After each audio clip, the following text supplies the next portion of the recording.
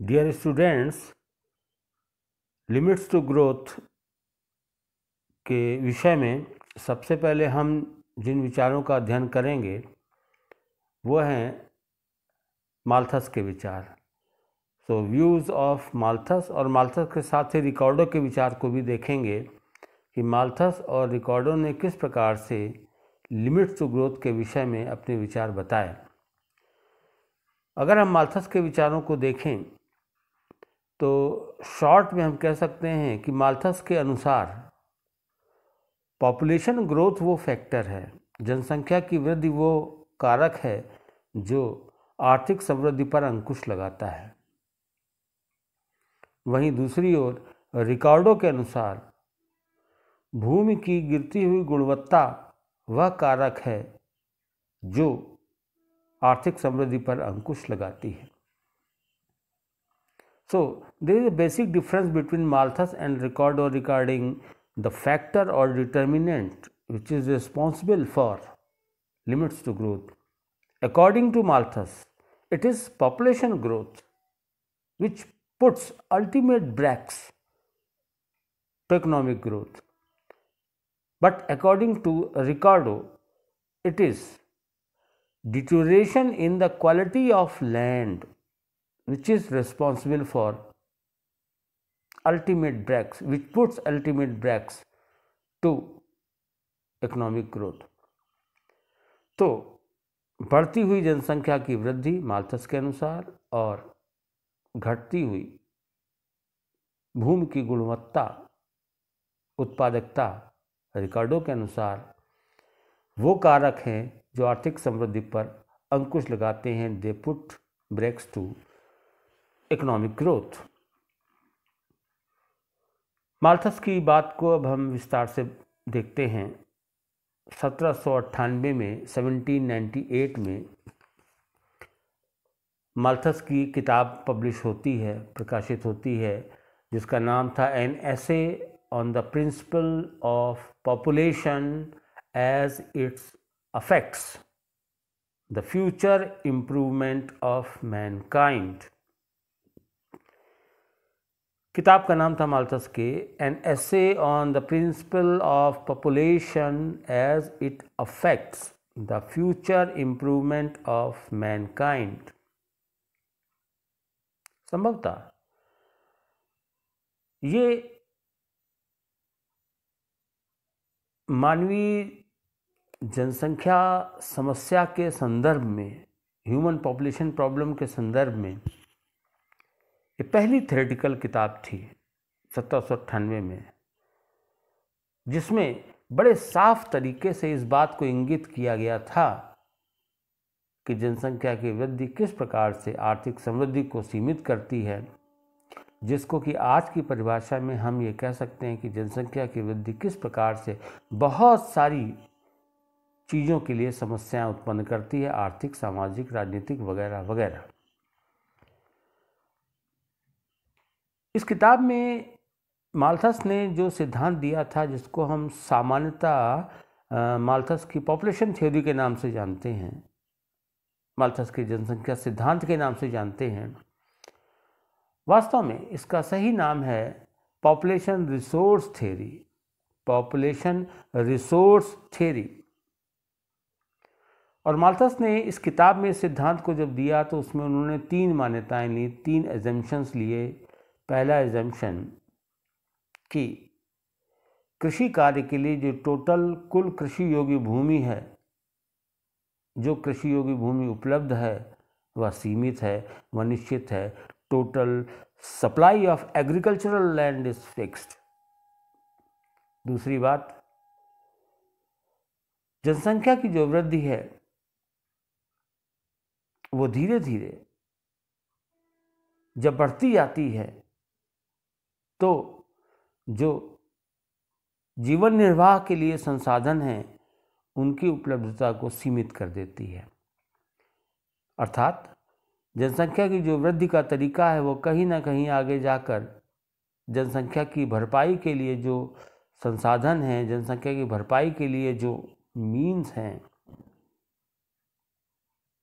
जनसंख्या की वृद्धि ज़्यादा हो जाती है और उसकी तुलना में वो मीन्स कम पड़ जाते हैं। तीसरी मान्यता उन्होंने जिस बात को समझा कि जो मानवीय जनसंख्या है उसकी जो वृद्धि का तरीका है वो संसाधनों की, जीवन निर्वाह के संसाधनों की वृद्धि की रफ्तार की तुलना में अधिक है। So human population will invariably increase as compared to means of subsistence। यहाँ एक इम्प्लीकेशन भी है इस बात का कि जहाँ मीन्स ऑफ सब्सिस्टेंस बढ़ेंगे, जहाँ जीवन निर्वाह के लिए सुख सुविधाएं और साधन बढ़ेंगे, वहाँ जनसंख्या भी तेजी से बढ़ेगी। So we can say that human population will also increase where means of subsistence increase. जहाँ जिनमें जीवन निर्वाह की सुविधाएं और संसाधन ज़्यादा उपलब्ध होंगे वहाँ जनसंख्या की वृद्धि भी तीव्रता से होगी। इसके आधार पर माल्थस ने यह विचार व्यक्त किया कि अगर कुछ प्रावधानों के द्वारा, कुछ तरीकों के द्वारा जनसंख्या की वृद्धि को नियंत्रित करने के लिए कोई उपाय नहीं किए गए तो हमको जो प्रवृत्ति सामान्यता देखने में मिलेगी वो क्या है कि जनसंख्या की वृद्धि ज्यामितीय दर से होगी। Population will grow at geometric rate 2, 4, 8, 16 etcetera. जबकि जो जनसंख्या को सपोर्ट करने वाले, जनसंख्या के निर्वाह के लिए जो साधन हैं, उन साधनों की जो वृद्धि होगी वो अंक गणती होगी 1, 2, 3, 4 एटसेट्रा। अगर कोई चेक्स कंट्रोल्स नहीं लगाए गए then the natural tendency of the population is to grow geometrically and the natural tendency of the means of subsistence is to grow arithmetically। एक और कोई चीज़ बढ़ रही है 2, 4, 8, 16 की रफ्तार से, दूसरी ओर एक चीज़ बढ़ रही है 1, 2, 3, 4 की रफ्तार से। अब जैसे जैसे समय गुजरता जाएगा यह गुजरता हुआ समय इस बात को बताएगा कि पॉपुलेशन की ग्रोथ और जनसंख्या को बनाए रखने के लिए जो जीवन निर्वाह के साधन हैं उनकी ग्रोथ के बीच का जो अंतर है वो समय के साथ साथ लगातार निरंतर बढ़ता जाएगा। Ever increasing imbalance in between population growth and growth of means of subsistences. लगातार ये बढ़ता जाएगा। माल्थस कहते हैं ये लगातार बढ़ता जाएगा लेकिन ये रुक सकता है आपने अगर इसको नैतिक नियंत्रण के द्वारा रोकने का प्रयास किया तो ये एवर इंक्रीजिंग गैप कम हो सकता है। और वो नैतिक नियंत्रण निगेटिव चेक्स हैं। निगेटिव चेक्स जिनको नैतिक नियंत्रण मॉरल रेस्ट्रेंट्स कहा गया, जैसे पोस्टपोनमेंट ऑफ मैरिज, शादी के समय को थोड़ा और दूर करना, पोस्टपोन करना, स्थगित करना, एब्सिस्टेंस फ्रॉम सेक्स एटसेट्रा। तो जो नैतिक नियंत्रण है, जो व्यक्ति की सोच, व्यक्ति के विचार से उत्पन्न होंगे, अगर हमने निगेटिव चेक्स को, नैतिक नियंत्रणों को निगेटिव चेक्स कहा गया, इनको अप्लाई किया तो इससे पॉपुलेशन ग्रोथ और सब्सिस्टेंस ग्रोथ के बीच का जो एवर इंक्रीजिंग गैप है वो कंट्रोल हो सकता है। नहीं किया तो ये गैप बढ़ता जाएगा और अगर ये गैप बढ़ता गया तो फिर अल्टीमेटली क्या होगा? अल्टीमेटली ये होगा कि एक स्टेज ऐसी आएगी, एक अवस्था ऐसी आएगी जबकि जनसंख्या की जो पुनरुत्पादन की शक्ति है वह स्वयं सीमित हो जाएगी। एक स्टेज ऐसी आएगी कि हम देखेंगे कि लॉन्ग रन में इफ़ इट इज़ अनचेक्ड, तो लॉन्ग रन में, दीर्घ काल में there will be positive checks और वो पॉजिटिव चेक्स अपने आप आ जाएंगे। And these positive checks are vice and miseries. तरह तरीके के दुष्प्रभाव, तरह तरीके के दुष्परिणाम जनसंख्या वृद्धि के अपने आप सामने आने लगेंगे। वो पॉजिटिव चेक्स हैं और वो जनसंख्या की वृद्धि को खुद सीमित कर देंगे, जिससे हमारी मानवीय विकास की जो संभावनाएं हैं उन संभावनाओं पर एक चेक अपने आप लग जाएगा, जिसको हम पॉजिटिव चेक कहते हैं। So positive checks will ultimately suppress the reproductive power of a population to a level which is equal to the means of subsistence. We can say, हम कह सकते हैं कि पॉपुलेशन ग्रोथ, जनसंख्या की वृद्धि, अगर उसको चेक नहीं किया गया तो निश्चित तौर पर वह जनसंख्या की वृद्धि धीरे धीरे अपने उच्च जीवन स्तर से घटकर धीरे धीरे वह जनसंख्या जो उच्च जीवन स्तर पर थी, वह जनसंख्या धीरे धीरे घटकर जीवन निर्वाह स्तर पर आ जाएगी। पॉपुलेशन ग्रोथ अगर अनचेक्ड है तो धीरे धीरे जो जीवन की गुणवत्ता है, जो पॉपुलेशन की गुणवत्ता है, वो गुणवत्ता किस लेवल पर आ जाएगी? That will be equal to according to level of subsistence. और माल्थस का कहना है कि हम अगर इस बात को समझ सकें तो हमको ये स्पष्ट रूप से जान लेना चाहिए कि जो जनसंख्या का लेवल, जनसंख्या का जो स्तर मिनिमम सब्सिस्टेंस लेवल के बराबर हो जाएगा, अर्थात मिनिमम सब्सिस्टेंस लेवल का मतलब है जिसको कि फिगर 10.1 में Q star upon L star से दिखाया गया है। यह मिनिमम सब्सिस्टेंस लेवल या न्यूनतम जीवन निर्वाह का स्तर वह स्तर है जो कम से कम पॉपुलेशन को जीने के लिए चाहिए। हमारी जनसंख्या वहीं पर आ जाएगी। माल्थस का कहना है अगर जनसंख्या इससे भी ज़्यादा बढ़ती है तो फिर बढ़ती हुई जनसंख्या को सामान्य रूप से मिनिमम खिलाने पिलाने के लिए भी ज़रूरत जो है वह भी पूरी नहीं होगी। Demand for subsistence, demand for food will be more and now supply is not. So धीरे धीरे क्या होगा, लॉन्ग रन में, अगर शॉर्ट रन में आपने खुद निगेटिव चेक से या पॉलिसीज से कंट्रोल नहीं किया तो लॉन्ग रन में कई तरीके की बीमारियां, कई तरीके का मॉल न्यूट्रिशन, दुर्भिक्ष, अकाल, परेशानियां देखने को मिलेंगी, कुपोषण देखने को मिलेगा, बीमारियां देखने को मिलेंगी। L2 एक तो जनसंख्या उसके आगे, उस स्तर के आगे जहाँ पॉपुलेशन ग्रोथ, हमारी फिगर में ये स्थिति L2 है, जहाँ पॉपुलेशन ग्रोथ L2 के आगे सरवाइव नहीं कर पाएगी। अब इसको एक विशेष नाम दिया गया जिसको माल्थस ने कहा iron law of wages. Iron law of wages, इसे माल्थस की डिसमल डॉक्ट्रिन कहा जाता है। अब इस बात को हम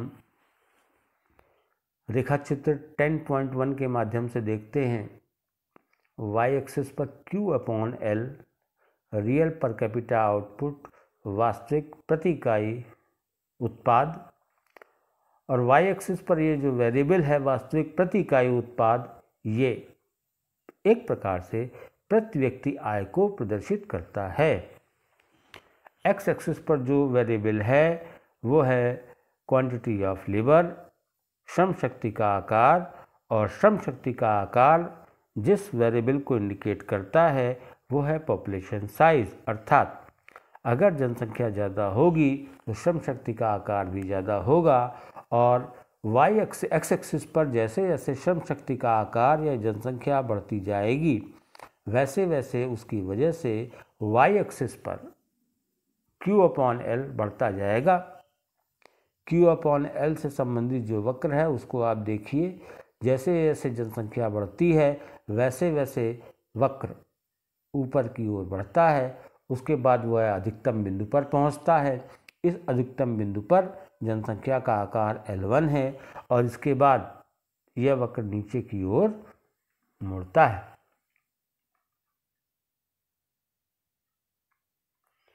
यहाँ यह बात हमको ध्यान में रखनी है कि माल्थस ने माना था कि भूमि सीमित है, there is fixed amount of resource, और भूमि पर जो उत्पादन है, कृषि पर जो उत्पादन है वो law of diminishing marginal product,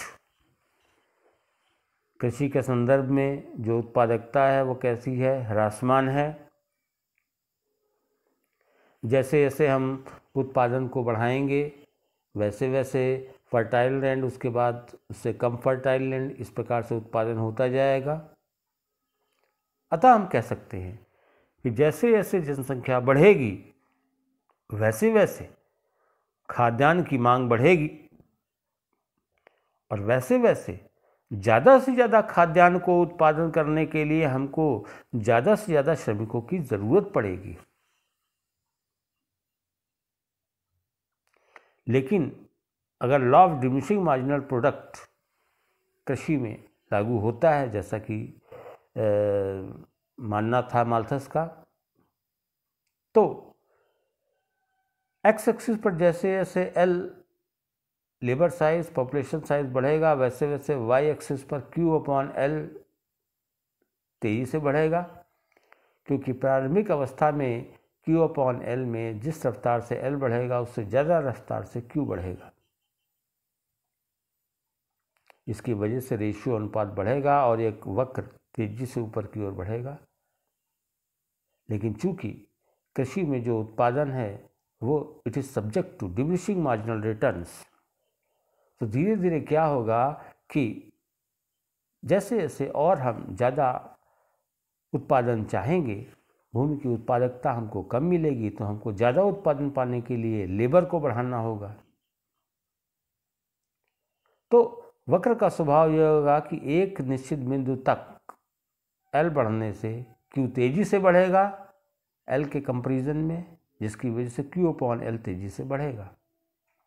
लेकिन जब पॉपुलेशन या लेबर का साइज L1 होगा वहाँ पर Q/L की मात्रा अधिकतम है, लेकिन इसके बाद अगर L बढ़ता है तो इसका अर्थात है लेबर सप्लाई L डिनोमिनेटर तो बढ़ रहा है, हर में तो जो मात्रा है वो बढ़ रही है, लेकिन जो Q है, Q के बढ़ने की रफ्तार अब घट गई है, because agricultural production is subject to diminishing returns. अब डिनोमिनेटर की ग्रोथ तेज है L और न्यूमरेटर की ग्रोथ Q कम है। रिजल्ट जो फ्रैक्शन है, जो अंश, जो भिन्न है, उसका मान घटेगा घटेगा घटेगा। जैसे जैसे L बढ़ता जाएगा वैसे वैसे भिन्न का मान घटता जाएगा और ये कर्व और ये वक्र जो L1 पर मैक्सिमम पर था घटता जाएगा, नीचे आता जाएगा। चित्र 10.1 से स्पष्ट है। यहाँ पर एक एक्स एक्सिस के समानांतर रेखा प्रदर्शित की गई है जो है Q*/L स्टार। Q/L स्टार ये वो रियल पर कैपिटा आउटपुट है, ये वह रियल पर कैपिटा इनकम है, या यह वह न्यूनतम प्रति व्यक्ति आय है, यह वह न्यूनतम आय है, न्यूनतम पैसा है, न्यूनतम संसाधन है जो किसी श्रमिक को जीवन जीने के लिए चाहिए। तो Q*/L star is the minimum real per capita output, it is subsistence level of output. जीवन निर्वाह के लिए कम से कम इतना चाहिए, कितना Q*/L स्टार, इतना नहीं मिलेगा तो जीवन निर्वाह नहीं होगा। यहाँ से एक एक्स एक्सिस के समानांतर रेखा खींची गई है और इस रेखा को नाम दिया गया है सब्सिस्टेंस लेवल ऑफ फूड। जीवन निर्वाह को, जीवन को बनाए रखने के लिए न्यूनतम आवश्यक खाद्यान्न, न्यूनतम आवश्यक संसाधन। जब Q/L वक्र ऊपर हाईएस्ट अपनी ऊंचाई तक जाने के बाद नीचे की ओर घटता है तो ये एक जगह पर Q*L* वाली क्षैतिज रेखा को काटता है, जिस जगह पर कटान बिंदु को नाम दिया गया है माल्थुसियन मार्जिन। माल्थुसियन मार्जिन, और ये माल्थुसियन मार्जिन हमको मिलता है पॉपुलेशन साइज या लेबर साइज L2 पर।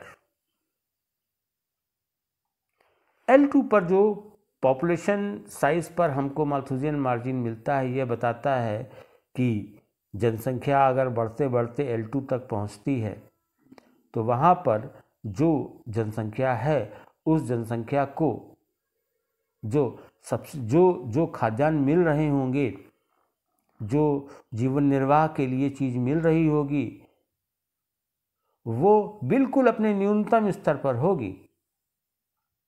यानी L2 के समय जो पॉपुलेशन का आकार होगा वो एक ऐसा आकार होगा जो केवल अपने जीवन निर्वाह स्तर पर होगा, जिसको केवल जीवन निर्वाह स्तर के लिए संसाधन खाद्यान्न मिल रहे होंगे।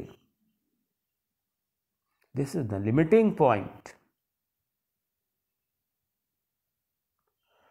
और अगर पॉपुलेशन L2 से भी ज़्यादा होती है तो फिर जीवन निर्वाह खाद्यान्न स्तरों की आवश्यकता वो ज़्यादा होगी, लेकिन उसकी तुलना में जो पर कैपिटा फूड प्रोडक्शन होगा वो कम होगा।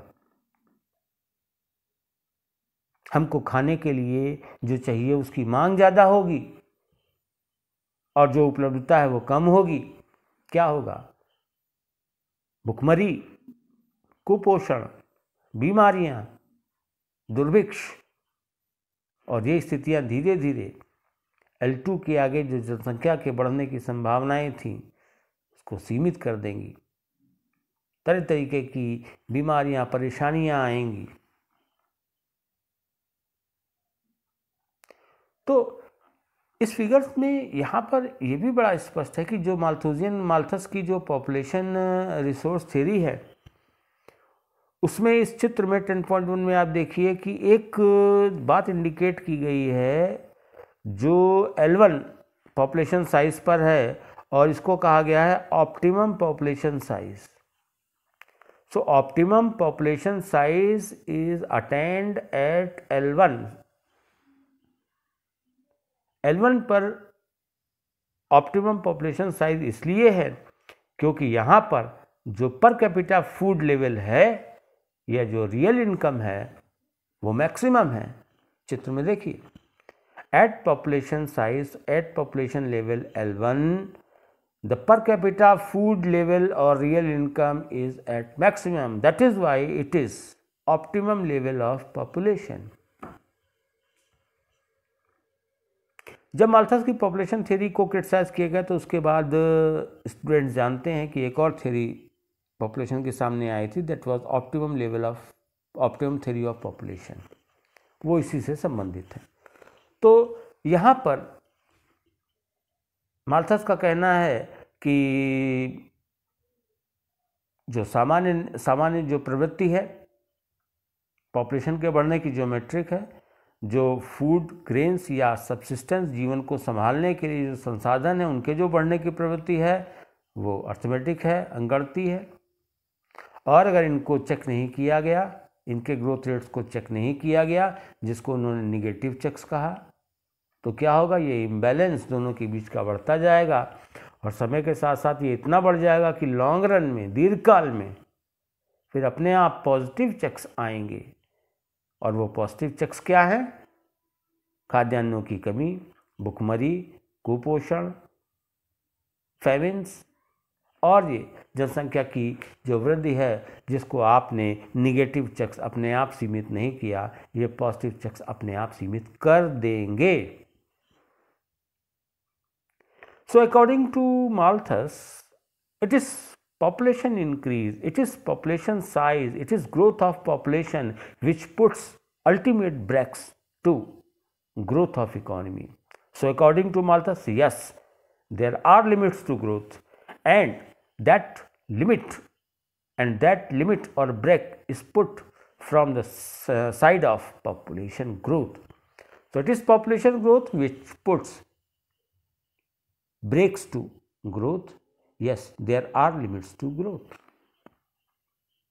माल्थस के ही साथ साथ हमको एक दूसरा रेफरेंस रिकॉर्डो का मिलता है, जहां रिकॉर्डो ने जो अपने लगान सिद्धांत में क्लासिकल थ्योरी ऑफ रेंट में जिक्र किया, वहां पर दो बातों का उन्होंने जिक्र किया। रेंट दो प्रकार का होता है, स्कैरसिटी रेंट, सीमितता लगान। सीमितता लगान वो है जो भूमि की सीमितता के द्वारा उत्पन्न होता है। एंड डिफरेंशियल रेंट, भेदात्मक लगान। भेदात्मक लगान वो है जो विभिन्न प्रकार की भूमि की गुणवत्ताओं में अंतर के कारण उत्पन्न होता है। जैसे जैसे हम ए ग्रेड लैंड से बी ग्रेड लैंड की ओर जाते हैं, तो जैसे ही हम बी ग्रेड लैंड पर काम करना शुरू करते हैं, खेती करना शुरू करते हैं, तो ए ग्रेड लैंड पर रेंट जनरेट होता है। बी ग्रेड लैंड खत्म हो गई, उपयोग हो गया उसका, अब हम सी ग्रेड लैंड पर गए। तो जब सी ग्रेड लैंड पर काम करना शुरू करते हैं, खेती करना शुरू करते हैं, तो ए और बी दोनों तरीके की भूमियों पर लगान उत्पन्न होता है। It is differential rent. जो मार्जिनल लैंड है उस पर रेंट नहीं होगा, लेकिन जो इंट्रा मार्जिनल लैंड होगी उन पर रेंट होगा। रिकॉर्डो के लगान सिद्धांत में जो बात सामने आती है वो माल्थस की बात के तारतम्य में इसलिए है कि माल्थस जहां एक और मानते थे कि जनसंख्या की वृद्धि आर्थिक वृद्धि को सीमित करती है, वहीं रिकॉर्डो का मानना था कि ये जैसे जैसे जनसंख्या बढ़ती है वैसे वैसे उसको संतुष्ट करने के लिए जब हम उत्पादन करते हैं, तो उत्पादन के लिए जो उपलब्ध भूमि है उस उपलब्ध भूमि की गुणवत्ता घटती जाती है, और उपलब्ध भूमि की गुणवत्ता के घटने की वजह से अंततः हमको ये देखने को मिलता है कि समृद्धि या विकास पर अंकुश आता है। सो इट इज डिफिशिएंसी और it is the decline in fertile land which puts brakes to economic growth. तो माल्थस और रिकॉर्डो ऐतिहासिक रूप से दोनों का उस समय से मानना था कि जो ग्रोथ है उन पर लिमिट्स होती हैं, माल्थस के हिसाब से पॉपुलेशन की तरफ से और रिकॉर्डो के हिसाब से भूखंडों की घटती हुई गुणवत्ता की तरफ से। So these are the factors which put limits to growth. ये फर्स्ट पार्ट है, ये फर्स्ट चीज़ है। अब दूसरा इशू आता है कि नियो क्लासिकल्स का क्या व्यूज़ था, नव प्रतिष्ठित अर्थशास्त्रियों का क्या विचार था लिमिट्स टू ग्रोथ के विषय में।